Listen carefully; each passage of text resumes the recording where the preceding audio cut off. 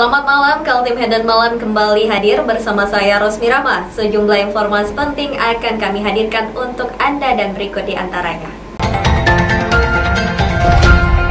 Kita awali Kaltim Hedan Malam edisi kali ini. Pemindahan ibu kota negara ke Kalimantan Timur sempat stop diwacanakan akibat pandemi COVID-19. Tapi ternyata rencana itu tetap hidup di mana instansi-instansi berwenang terus bergerak menyiapkannya. Tidak ada kata stop. Pemerintahan Presiden Joko Widodo tetap ingin mewujudkan pemindahan ibu kota negara. Melalui instansi-instansi vertikal, terus dilakukan penyusunan rencana tata ruang maupun persiapan pembangunan kawasan di antara Kabupaten Penajam Pasir Utara dan Kutai Kartanegara itu. Di Kaltim persiapan juga dilakukan. Di antaranya, menyiapkan tata ruang yang baru karena kawasan IKN yang direncanakan seluas 256.000 hektar berada di dalam wilayah administratif pemerintah Provinsi Kalimantan Timur. Untuk melakukan penyesuaian sehingga pada saatnya tata ruang itu bisa terintegrasi dan sinkron. Karena bagaimanapun nanti pada saatnya IKN itu kalau menjadi daerah otonom, dia harus punya tata ruang sendiri, dan Kaltim pun harus punya tata ruang sendiri. Ya. Sinkronisasi itu diperlukan karena saat ini IKN itu masih dalam wilayah Kalimantan Timur, tentu dia masuk dalam rencana tata ruang wilayah Kalimantan Timur. Pembahasan tata ruang sudah dibicarakan dengan DPRD Kaltim untuk diagendakan. Ketua DPRD Kaltim Makmur HPK menyambut baik adanya langkah persiapan dari Kalimantan Timur agar pada saatnya tidak ada masalah mengenai aturan-aturan terkait pemindahan ibu kota negara. Tengah-tengah kita krisis, saya lihat tetap komitmen beliau untuk menjalankan tentunya tahapan-tahapannya. Kita kadang tidak mungkin merasakan action tertentu yang mungkin kita lihat berbentuk prinsip. Paling tidak dari awal-awal ini penataannya, perencanaannya, dari segi-segi yang lain harus dilihat semuanya. Kan harapan Presiden ibu kota ini kan ibu kota yang betul-betul ramah lingkungan, ibu kota betul-betul dapat mencerminkan bagaimana harapannya ke depan, tidak sepertinya terjadi banjir, tidak terjadi sesuatu yang tidak diinginkan yang selama ini melanda ibu kota. Terkait ibu kota negara yang baru, dua instansi pemerintah pusat yang sibuk menyiapkan adalah Bappenas dan Kementerian PUPR. Tim Kaltim TV melaporkan.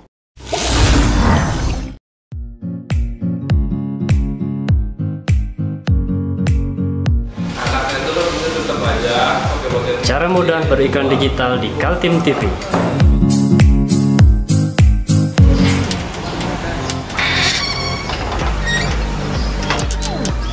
Yang pertama, jadilah sahabat Kaltim TV.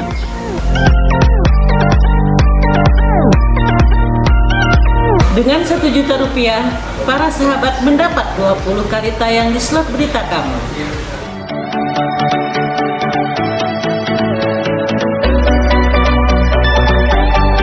Dengan 20 detik dapat menjangkau 20.000 penonton. Anda beruntung karena mendapat kesempatan perdana dari kami. Ayo jadilah sahabat Kaltim TV. Meski di tengah pandemi COVID-19, semarak Hari Kemerdekaan terus berkibar.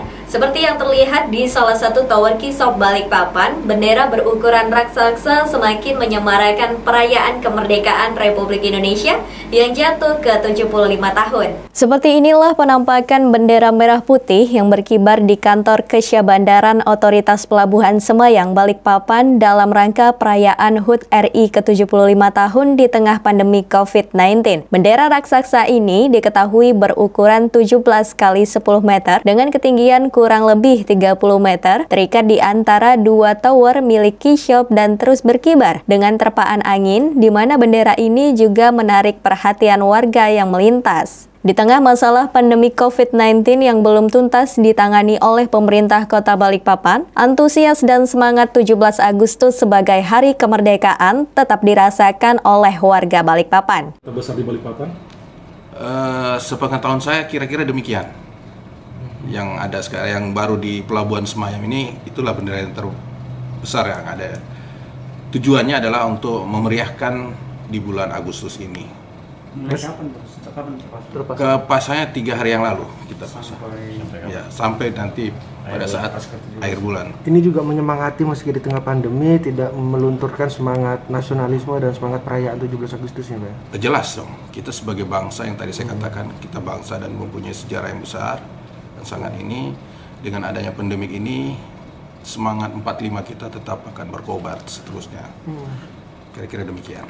Bendera dengan ukuran terbesar ini sebelumnya juga berkibar di lokasi yang sama pada perayaan HUT RI tahun lalu. Hanya saja kali ini hanya satu bendera saja, berbeda dengan tahun lalu sebanyak 2 bendera ukuran besar. Dari Balikpapan, Muhammad Idris, tim Kaltim TV.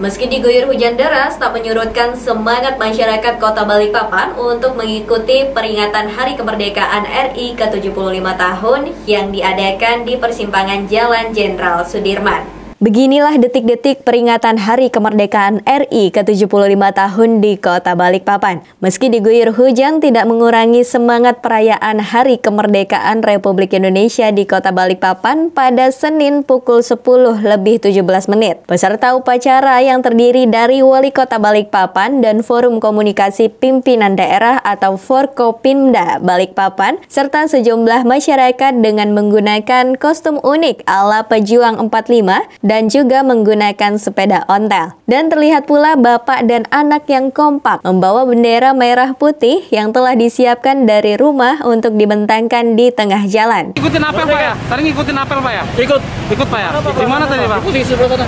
Ya Pak, tadi memang mau ikut apel atau gimana nih Pak? Saya ikut apel. Ikut apel. Hujan-hujan sama anak ini? Dengan anak. Hujan-hujan ya? Hujan-hujan Pak. Antusias Pak ya? Antusias Pak ya? Pak, berbeda ya dari tahun sebelumnya ya? Beda Pak. Ini ya. Gimana perasaannya Pak? Saya sangat bangga, terharu. Kita jaga NKRI kita ya. Tetap utuh.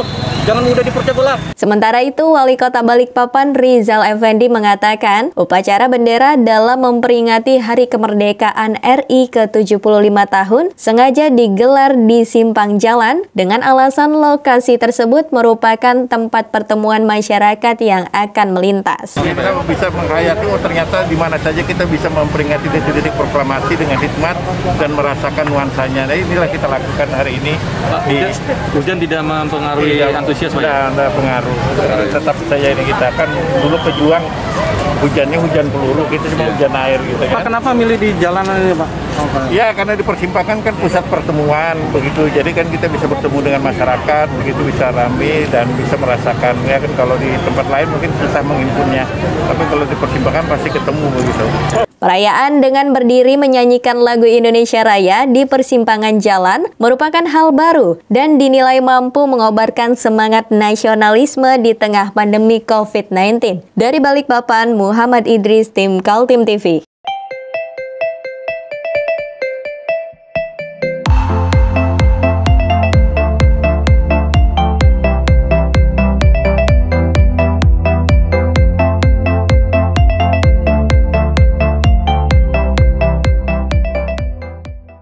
Untuk informasi selanjutnya, Lapas Kelas 2B Balikpapan memberikan 1 orang remisi langsung bebas pada HUT RI ke-75 tahun.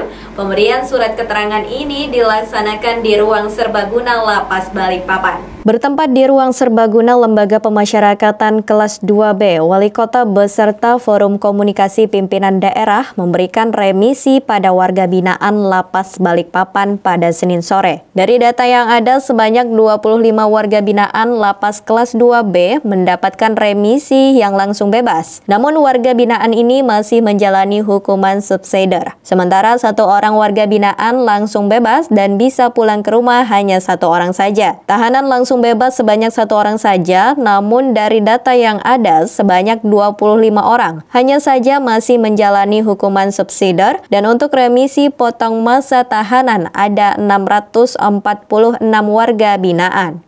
Hari ini ada berapa sih Pak yang dari lapas yang bebas langsung? Oke, itu kita sebut dengan RU1 dan RU2. Ya. RU1 itu pengurangan masa pidana, tetapi mereka masih menjalani. Artinya masih hanya dikurangi saja ya, mendapatkan remisi saja. Tapi untuk RU2, ini yang hari ini dia dapat remisi, langsung dia habis masa pidananya. Nah, untuk tahun ini di Lapas Balikpapan, itu hanya ada 1. Hanya ada 1. Kalau kita lihat data yang ada, sebenarnya ada 25 orang yang kalau kita lihat dari sisi pidananya ya habis. Tapi karena dalam putusannya dia itu punya subsidiar. Artinya dia dapat remisi sekarang, seharusnya masa pidananya selesai. Tapi ada pidana tambahannya, yaitu subsidiar tadi. Sementara itu juga warga binaan asal Kutai Timur dengan kasus pembunuhan yang dijatuhi hukuman 12 tahun penjara langsung bebas dan akan kembali ke masyarakat. Hari ini dapat remisi berapa lama? Berapa bulan? 6 bulan. 6 bulan. Ini hari langsung bebas? Bebas. Perasaannya gimana? Ya, alhamdulillah lega. Senang? Senang. Kemarin berapa kena lama? 12 tahun. 12 tahun. Kasus? Pembunuhan. Di mana? Di Balikpapan? Selama di Kutai Timur. Ya, saya kira ini kita ucapkan selamat yang bisa sudah kembali ke keluarga, dan bagi yang lain selamat juga, dan mudah-mudahan mereka cepat bisa berkumpul kembali dengan keluarganya. Dan terima kasih kepada jajaran di Lapas Kelas 2 Balikpapan dan Rutan Kelas 2B Balikpapan karena mereka yang bertugas melakukan pembinaan kepada warga binaan. Pak, yang dibebaskan ini sudah di rapid test atau gimana Pak untuk balik masyarakat Pak? Ya, pasti kan mereka sudah selain menjalani hukuman tentu juga mengalami pembinaan dan pemeriksaan sehat gitu. Untuk warga binaan yang bebas dipastikan dalam keadaan sehat dan sudah dilakukan pemeriksaan oleh petugas medis Lapas Kelas 2B Balikpapan. Dari Balikpapan, Muhammad Idris, tim Kaltim TV.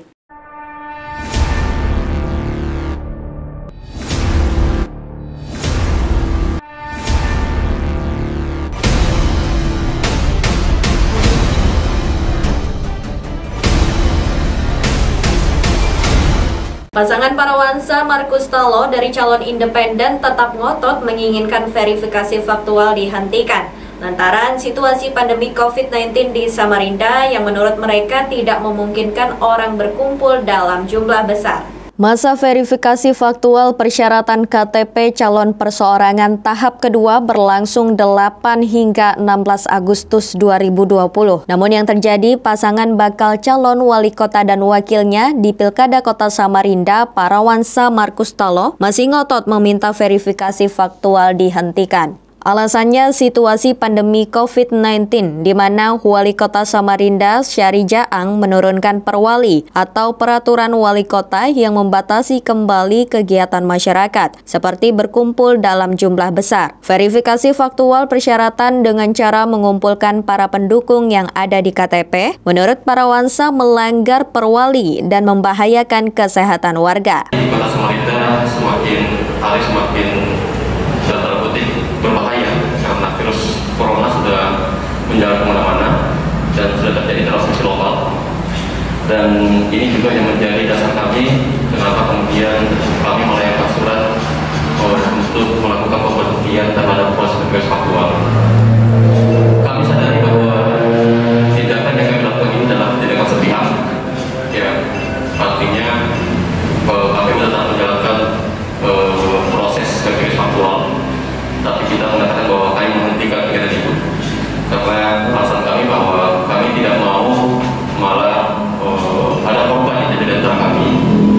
Parawansa Markus Tallo menggelar jumpa pers untuk menjelaskan tentang usulan menghentikan verifikasi faktual itu. Sebelumnya, KPU Kota Samarinda telah memberikan penjelasan tidak punya kewenangan dalam hal menghentikan tahapan pilkada karena kebijakan itu bersumber dari keputusan KPU Pusat. KPU Samarinda memang tidak mampu untuk melakukan perubahan peraturan, tetapi bagi kami adalah bahwa KPU Samarinda itu bisa membuat usulan atau memberikan telah tersendiri kepada KPU RI terhadap situasi yang terjadi hari ini. Nah, ini yang kemudian tidak dicermati oleh teman-teman KPU, seolah-olah teman-teman KPU ini bekerja seperti aplikasi handphone. Artinya hanya sedang prosedur saja, tidak memiliki jiwa, tidak memiliki kepekaan terhadap situasi sosial yang terjadi di Kota Samarinda. Pasangan Parawansa Markus Tallo baru berhasil melengkapi persyaratan sebanyak 22.358 KTP, sehingga keduanya menambah lagi kekurangan yang dikalikan 2, yaitu sekitar 46.000 KTP baru. Pasangan ini sudah memenuhinya, namun KPU perlu melakukan verifikasi faktual untuk melengkapi persyaratan. Tim Kaltim TV, Hardin melaporkan.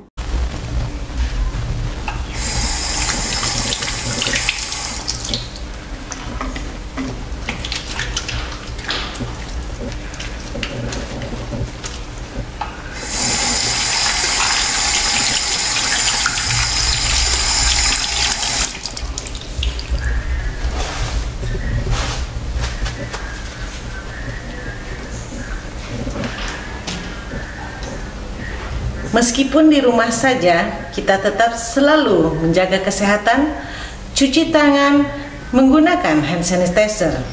Ingat, mulailah dari diri sendiri. Gerakan menghentikan kegiatan penambangan batu bara dilakukan masyarakat dari 4 kampung di Kabupaten Kutai Barat, Kalimantan Timur. Mengarahkan ratusan massa, mereka menolak PT Kencana Wilsa menambang di Gunung Layung yang merupakan tanah warga di sana. Inilah aksi yang dilakukan ratusan warga yang berasal dari 4 kampung di Kabupaten Kutai Barat, Kalimantan Timur. Mereka mengatasnamakan Forum Sempekat Peduli Gunung Layung berasal dari Kampung Ongko Asa, Pepas Asa, Geleo Asa, dan Geleo Baru. Mendatangi kantor Dinas Lingkungan Hidup Kabupaten Kutai Barat, aksi massa mengajukan tuntutan, meminta PT Kencana Wilsa tidak menambang di kawasan Gunung Layung yang selama ini menjadi sumber air bagi warga. Jika lahan Gunung Layung ditambang, sudah pasti mengakibatkan kerusakan lingkungan. Massa membubarkan diri setelah diterima oleh Kepala Dinas Lingkungan Hidup DLH Kubar Ali Sadikin dan Asisten 2 Setdakap Kubar Ayonius. Hadir juga Wakapolres Kubar Kompol Sukarman. Nah, bukan sebab itu, pada dasarnya saya sangat berterima kasih atas kehadiran Bapak Ibu hari ini. Mudah-mudahan ada titik temunya ke depan.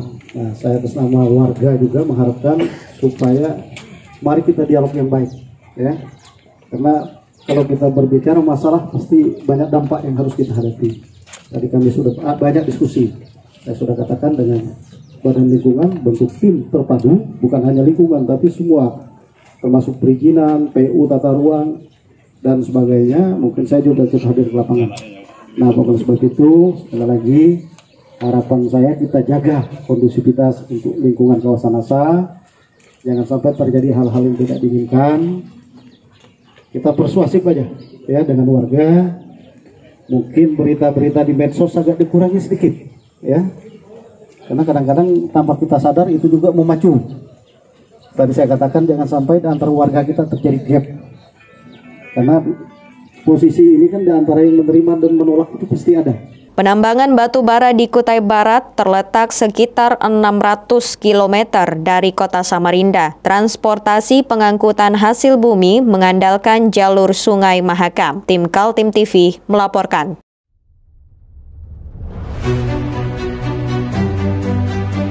Hari ini kita ada kegiatan untuk membungkus sembako untuk dibagikan ke masyarakat yang membutuhkan karena COVID-19 ini. Semoga kita sukses semua. Harus kerjasama yang bagus. Pancasila! Pancasila! Pancasila!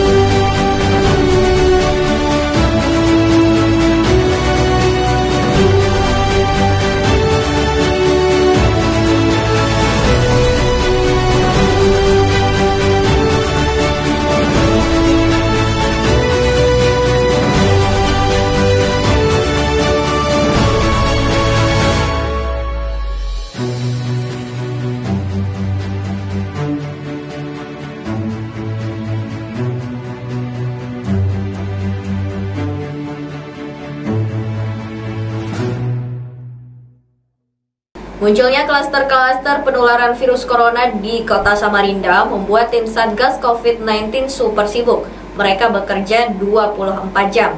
Bahkan jika harus melakukan evakuasi maupun pemakaman jenazah pasien terkonfirmasi positif pada malam hari. Situasi memang sudah berubah. Pandemi COVID-19 membuat pemerintah harus bekerja keras memberikan layanan, mulai pelacakan hingga pemakaman jika ada pasien positif yang meninggal dunia. Bahkan Pemkot Samarinda sudah menyiapkan tempat pemakaman umum di kawasan Serayu, Tanah Merah, Samarinda Utara. Pasien terkonfirmasi positif juga dievakuasi agar dilakukan tindakan penyembuhan di rumah sakit, seperti yang dilakukan tim Satgas penanganan COVID-19 di Kota Samarinda ini. Assalamualaikum warahmatullahi wabarakatuh. Selamat malam.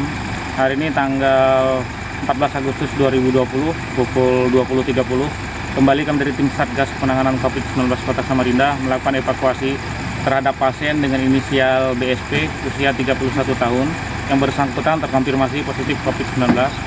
Tadi kami jemput dari rumahnya di sekitaran Bukit Erlisa karena bersangkutan saat ini mengalami diare. Dan untuk selanjutnya kami antar ke Rumah Sakit Abdullah Sarani untuk dirawat lebih lanjut.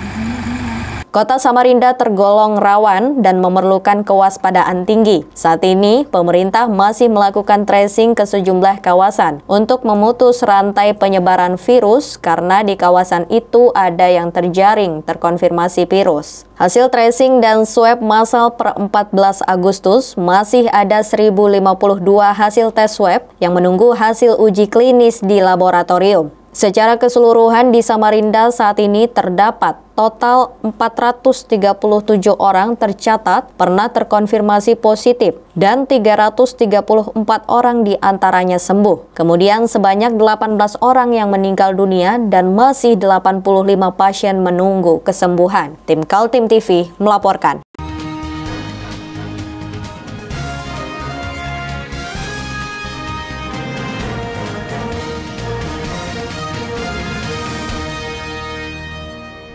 Demikian Kaltim Headline Malam edisi kali ini. Informasi lainnya dapat Anda simak dan saksikan melalui situs website kami www.kaltim.tv, channel YouTube dan fanpage Facebook Kaltim TV. Saya Rosmi Rahma bersama kerabat kerja yang bertugas pamit undur diri. Selamat malam dan sampai jumpa.